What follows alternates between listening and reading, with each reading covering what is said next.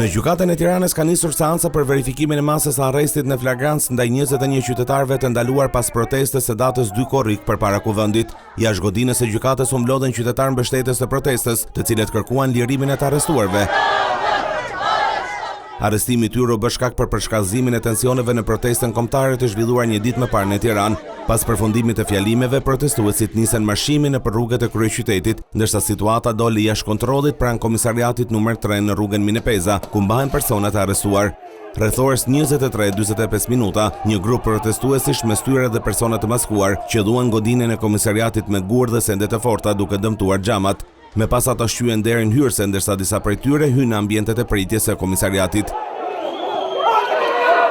Protestuesit e arrestuar që pritën të njihen sot me masën e sigurisë akuzohen për 7 vepra penale, shkatërrim prone, kundërshtim të punonjësit të policisë, goditje për shkak të detyrës, prishje të rendit dhe qetësisë publike, organizim dhe pjesëmarrje në grumbullime me manifestime të paligjshme, mosbindje ndaj policisë dhe pengim të qarkullimit të mjeteve. Kujtojmë se protesta e 2 korrikut përpara kuvendit ishte e para gjatë këtij muaji që u shënuan përplasje mes qytetarëve dhe policisë.